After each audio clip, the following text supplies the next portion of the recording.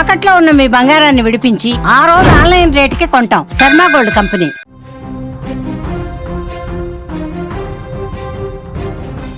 పంజాబ్ లో దారుణ ఘటన చోటు చేసుకుంది. లా కాలేజ్ లో కాల్పులు జరిగాయి. విద్యార్థిని గన్ కాల్చి తోటి విద్యార్థి చంపినట్లుగా తెలుస్తోంది. తర్వాత తాను కూడా కాల్చుకుని ఆత్మహత్య చేసుకున్నారు. ఈ దాడి దృశ్యాలైతే చాలా భయపెడుతున్నాయని కూడా మనం చెప్పుకోవచ్చు. పంజాబ్ లో ఒక దారుణం అయితే చోటు చేసుకుంది. చదువుకోవాల్సిన సరస్వతి నిలయం రక్తసిక్తమైంది. ఒక లా కాలేజ్ లో తోటి విద్యార్థిని కిరాతకంగా కాల్చి చంపిన ఓ విద్యార్థి ఆపై తను కూడా ప్రాణాలు తీసుకున్నాడు. నిమిషాల వ్యవధిలో జరిగిన ఈ ఘోరం దేశవ్యాప్తంగా సంచలనం సృష్టిస్తోందని కూడా మనం చెప్పుకోవచ్చు. క్లాసు ప్రారంభం కావడానికి కొద్ది నిమిషాల ముందు ఈ ఘటన చోటు చేసుకున్నట్లుగా కూడా మనకి సమాచారం. ప్రిన్స్ రాజ్ అనే విద్యార్థి క్లాస్ రూమ్ లో ఉన్న సందీప్ కౌర్ దగ్గరకు వెళ్ళాడు. ఇద్దరి మధ్య చిన్నపాటి వాగ్వాదం జరిగినట్లు కూడా ఇక్కడ తెలుస్తుంది. మాట ఏదో అనుకున్నారు, బట్ ఆ వాగ్వాదం కాస్త పెద్దదైనట్లుగా కూడా తెలుస్తుంది. అంతలోనే ప్రిన్స్ తన బ్యాగ్ లో దాచిన ఒక గన్ను బయటకు తీసి సందీప్ పై పాయింట్ బ్లాంక్ రేంజ్ లో కాల్పులు జరిపాడు. ఆమె అక్కడికక్కడే ప్రాణాలు వదిలినట్లుగా కూడా మనకు తెలుస్తోంది.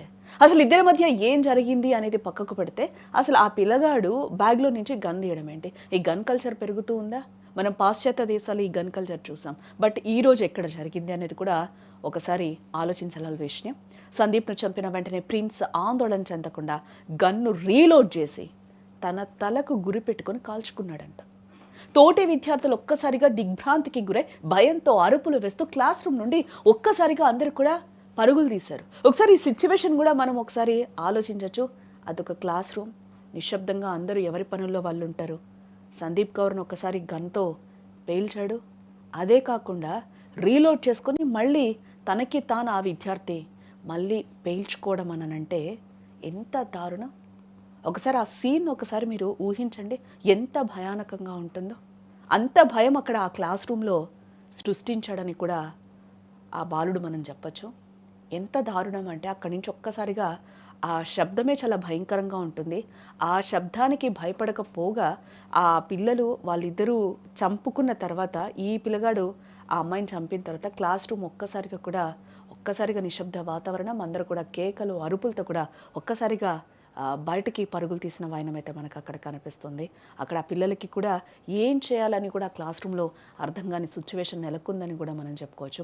వీరిద్దరి మధ్య ఉన్న ప్రేమ వ్యవహారమే ఈ ఘాతుకానికి కారణమని కూడా పోలీసులు ఇక్కడ భావిస్తూ ఉన్నారు.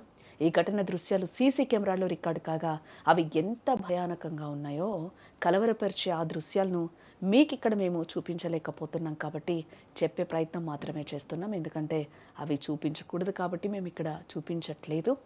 ఈ ఘటన పంజాబ్లో పెరిగిపోతున్న గన్ కల్చర్ను మరొక్కసారి ఎత్తి చూపుతుందని కూడా మనం ఇక్కడ చెప్పుకోవచ్చు. అసలు 19 ఏళ్ల విద్యార్థి చేతికి తుపాకీ ఎలా వచ్చింది, ఎలా వస్తుంది? కాలేజీలో భద్రతా వైఫల్యాలు ఉన్నాయా అన్న కోణంలో విపక్షాలు ప్రభుత్వంపై విమర్శలు గుప్పిస్తున్నాయి. ప్రస్తుతం పోలీసులు కేసు నమోదు చేసి దర్యాప్తు చేస్తున్నారు. मेरा नाम हरजिंदर कौर। जी गलबात हुई तो किथे हुई है? सर मैनू गल कोई पता नहीं है। घरों आई है सवेरे, बड़ी सोहनी तैयार होके आई है ना। सर उन्हें बेटी ने ही दसिया क्या गल है। की नाम बेटी दा? संदीप कौर। किथे आई? इत्थे कॉलेज आई सर, कॉलेज माई पग। कितनी बंदी की इंफॉर्मेशन देती तो हाँ जी। की होया वा? सर मैनू मैडम ने, मैं काम ते गई हां, मेरियां 7 बेटियां आदमी मेरा है नहीं सिर ते।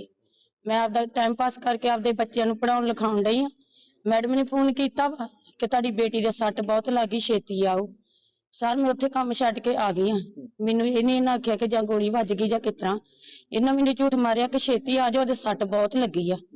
ते सर मैं आ गई हां, इत्थे आण के वेखे मेरी धी मुक्की पई आ।